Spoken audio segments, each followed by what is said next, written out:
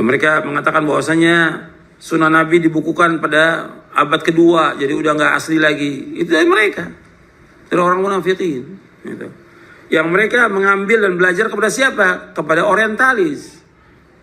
Orang-orang yang belajar tentang ketimuran, yang mereka tidak masuk Islam, tapi mereka belajar tentang Islam, tapi mereka nggak masuk Islam. Dan banyak orang-orang dari Indonesia yang belajar kepada orientalis, banyak. Pulangnya jadi tokoh-tokoh yang menyesatkan kaum muslimin. Dan puluhan di Indonesia yang seperti itu. Mereka mendustakan Rasulullah SAW, mendustakan sebagian apa yang dia bawa. Mendustakan Al-Quran.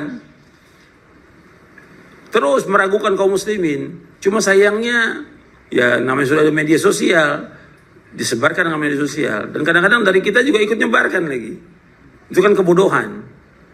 Maksudnya udah, jangan dilihat, jangan dengar. Mereka macam-macam mengatakan nggak ada sholat 5 waktu dalam Al-Quran. Iya, nggak ada seperti itu, nggak pernah berhenti. Terus selesai dijawab, bikin lagi yang baru, terus nggak akan berhenti.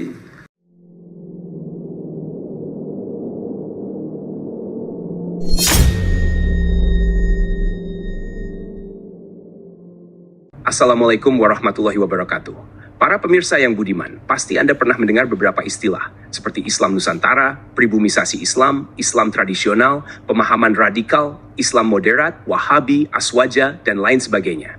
Apakah istilah-istilah ini timbul begitu saja? Oh, tentu tidak. Istilah-istilah ini tidak lahir begitu saja. Oleh karenanya, simaklah penjelasan ini sampai akhir. Hal ini sangat penting dipahami karena sangat erat kaitannya dengan pengaruh orientalis di Indonesia. Orientalisme secara umum adalah cara pandang orang Barat terhadap dunia Timur, yang akhirnya sepadan dengan dominasi Barat atas Timur dengan tujuan akhir untuk mempermudah menguasai dunia Timur dalam segala bidang, tradisi, budaya, politik, ekonomi, dan lain sebagainya. Wah, ini sangat menarik. Salah satu faktor lemahnya kekuatan Islam adalah karena banyak orang Islam yang belajar Islam ke Barat atau belajar dengan para tokoh orientalis. Orientalisme adalah pandangan orang Barat tentang budaya Timur, seringkali dengan stereotip atau penilaian yang kurang objektif, karena dengan pandangan yang berbeda. Edward Said mengkritik orientalisme sebagai alat dominasi budaya Barat atas Timur. Ketika Islam dipelajari di Barat, maka ia telah mengalami proses penyaringan, yang mana nilai-nilai spiritualnya dihilangkan. Mereka mempelajari Islam namun bukan untuk menjalankan ajaran Islam, namun memahami Islam agar bisa mempengaruhi dan merubah Islam dari dalam. Tak heran ada di antara mereka sampai ada yang hafal Al-Quran, hafal hadis, dan lain sebagainya. Tujuan utama orientalisme, terutama dalam konteks yang dikritik oleh Edward Said, adalah untuk menciptakan dan mempertahankan kontrol intelektual, budaya, dan politik oleh Barat atas Timur. Melalui orientalisme, Barat menggambarkan Timur sebagai sesuatu yang primitif dan membutuhkan bimbingan atau dominasi, sehingga membenarkan kolonialisme. Kolonialisme adalah sistem di mana suatu negara menguasai wilayah atau negara lain, baik secara politik, ekonomi, maupun budaya. Dalam kolonialisme, negara penjajah mengambil kendali atas wilayah jajahan, seringkali dengan mengendalikan sumber daya alam, memaksakan aturan, dan mendominasi masyarakat setempat.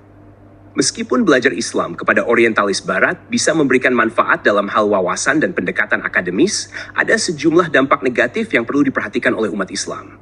Beberapa dampak negatif ini berkaitan dengan potensi distorsi pemahaman Islam, bias intelektual, dan tantangan terhadap keimanan.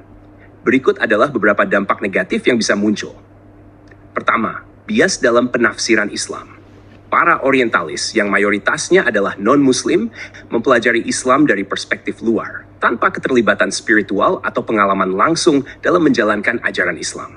Ini bisa menyebabkan pemahaman yang berbeda atau bahkan salah tafsir terhadap nilai-nilai, ajaran, dan sejarah Islam. Kedua, sekularisasi pemikiran Islam. Pendekatan orientalis seringkali berfokus pada aspek-aspek sosiologis, antropologis, dan politik Islam. Sementara dimensi spiritual atau teologisnya dikesampingkan. Ini bisa mengakibatkan sekularisasi dalam pemikiran Islam, di mana Islam diperlakukan semata-mata sebagai fenomena sosial atau historis tanpa mengindahkan peran agama dalam kehidupan spiritual individu. Para pelajar Muslim yang terpengaruh oleh cara pandang ini mungkin kehilangan pemahaman tentang Islam sebagai sistem kepercayaan yang holistik dan transendental. Akibatnya, bisa muncul kecenderungan untuk mengadopsi pandangan yang memisahkan antara agama dan kehidupan sehari-hari. Ketiga, menurunkan keimanan atau keyakinan. Belajar dari orientalis barat yang seringkali bersifat kritis terhadap ajaran agama bisa menantang keyakinan atau keimanan seseorang. Sebagian besar orientalis memandang Islam dengan kacamata ilmu pengetahuan sekuler, yang cenderung mempertanyakan sumber-sumber Islam seperti Al-Quran dan hadis, serta melihat agama sebagai produk evolusi sosial. Keempat, potensi distorsi sejarah dan teologi Islam orientalis barat terkadang melakukan penelitian yang mendistorsi sejarah Islam. Sebagai contoh, beberapa orientalis mungkin memandang sejarah Islam dari sudut pandang kolonial atau orientalisme klasik yang melihat dunia Islam sebagai yang lain dibandingkan barat. Pemahaman mereka tentang doktrin-doktrin kunci Islam, seperti wahyu, kenabian, dan hukum syariah, bisa berbeda secara signifikan dengan pandangan ulama tradisional. Distorsi semacam ini bisa membingungkan pelajar Muslim, terutama mereka yang tidak memiliki dasar pendidikan agama yang kuat. Kelima, mengurangi kepercayaan terhadap tradisi Islam sendiri. Salah satu dampak negatif yang serius adalah kecenderungan untuk menganggap pendidikan tradisional Islam sebagai usang atau tidak relevan setelah terpapar pada pendekatan orientalis barat. Para pelajar Muslim yang terlalu terpengaruh oleh pendekatan akademis barat mungkin meremehkan atau bahkan menolak otoritas ulama tradisional dan warisan intelektual Islam yang telah berkembang selama berabad-abad. Keenam, mempromosikan Islamofobia atau stereotip negatif. Sebagian orientalis, baik secara sadar maupun tidak, mempromosikan stereotip negatif tentang Islam. Beberapa penelitian orientalis awal sangat dipengaruhi oleh kepentingan kolonial yang bertujuan untuk mempertahankan dominasi atas dunia Muslim. Meski banyak orientalis modern yang telah meninggalkan pandangan kolonialis tersebut, beberapa warisan dari pendekatan ini tetap ada, seperti menggambarkan Islam sebagai agama yang terbelakang, otoritarian, atau radikal. Belajar Islam kepada orientalis barat membawa sejumlah dampak negatif yang tidak bisa diabaikan. Meskipun kajian akademis barat dapat memberikan wawasan yang berharga, umat Islam harus tetap berhati-hati dalam menyeimbangkan ilmu yang diperoleh dengan pengetahuan agama yang mendalam dari sumber-sumber Islam sendiri. Tak heran, banyak tokoh-tokoh Islam lulusan barat yang hanya menguasai Islam secara teori dan kurang dalam praktik karena tujuannya memang bukan untuk implementasi. Bahkan, merubah Islam atas dasar pandangan barat dengan menyebarkan pemahaman-pemahaman keliru, dengan membuat istilah-istilah dengan tujuan tertentu yang secara sepintas sangat menarik, seperti Islam Nusantara. Namun ada tujuan lain yang mengerucut pada pengutamaan tradisi dan budaya atas agama. Kemudian istilah pribumisasi Nusantara yang ingin menjadikan Islam di Indonesia itu tidak sama dengan yang di Arab. Kemudian juga istilah Wahabi, istilah untuk menjauhi orang-orang yang berpegang teguh kepada Al-Quran dan As-Sunnah. Padahal selayaknya kita harus bersyukur kepada Wahabi yang dinisbatkan kepada Muhammad bin Abdul Wahab, ulama yang luar biasa dalam menegakkan Islam, dan lain sebagainya. Mencaci maki agama Islam, mencaci pemeluk agama Islam, dan mereka cenderung kepada musuh-musuh Islam dan bergabung dengan mereka dalam memusuhi Islam. Gabung mereka. Dalam kelompok-kelompok mereka bergabung dengan orang-orang kafir. Ini nyata, sepanjang sejarah ini nyata. Orang-orang munafik jenis ini senantiasa ada pada setiap zaman. Lebih-lebih ketika tampak kekuatan Islam dan mereka tidak mampu membendungnya secara lahiriah.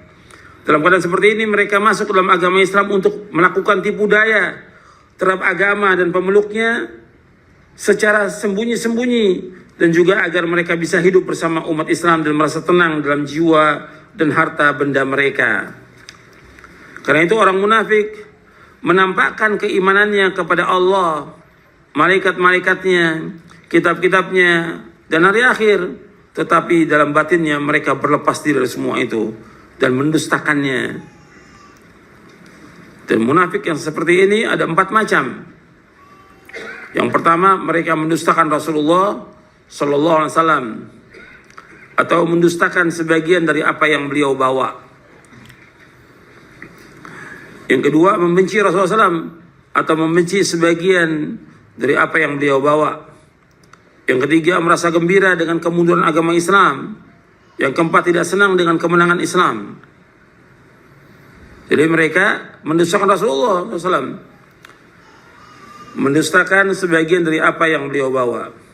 Makanya ketika orang mendustakan sunnah-sunnah Nabi, mendustakan hadis-hadis Nabi, itu sudah ada sejak zaman dulu.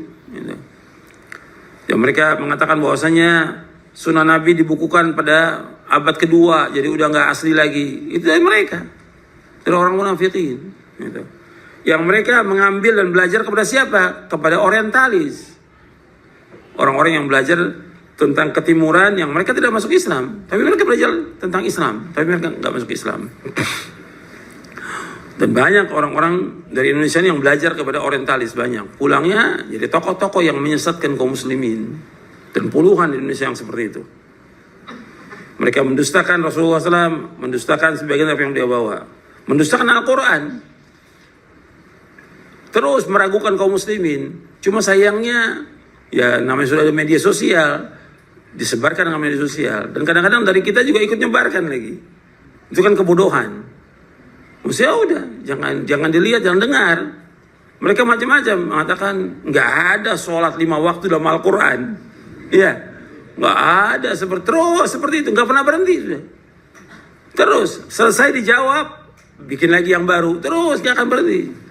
Capek antum untuk membantah mereka. Tapi bagaimana tugas kita yang sebenarnya sebagai dai? Bagaimana menyelamatkan manusia agar mereka mentauhidkan Allah, menjauhkan syirik. Membentengi mereka dengan tauhid, membentengi mereka dengan ilmu agar mereka tidak terpengaruh dengan bahayanya orang-orang munafikin. Gitu. Yang membantah orang berilmu nggak ada masalah, orang berilmu yang bantah nggak masalah. Tapi nggak semua orang ikut membantah. Untuk orang-orang bodoh pun ikut bantah. Antum disibukkan dengan begitu nggak ada manfaatnya. Dan ini sudah saya bahas dan sudah saya jawab ketika ada pertanyaan berkaitan dengan masalah ini. Berbantah-bantahan di media sosial. Mereka juga membenci Rasulullah SAW atau membenci sebagian dari apa yang beliau bawa. Gitu. Banyak lagi perkataan mereka ini tentang Quran, tentang Sunnah banyak. Gitu. Macam-macam sudah mereka mengatakan tentang Quran, tentang Sunnah dengan kalimat-kalimat yang menjijikkan. Gitu. Mereka mengejek, mengolok-olok. Dan terus seperti itu mereka lakukan. Nggak akan berhenti. Gitu. Karena Allah juga sebutkan demikian dalam Al-Quran. Dan mereka gembira kalau agama Islam ini mundur, terbelakang, terpuruk. Gitu. Terima kasih telah menonton video ini. Mudah-mudahan bermanfaat. Wassalamualaikum warahmatullahi wabarakatuh.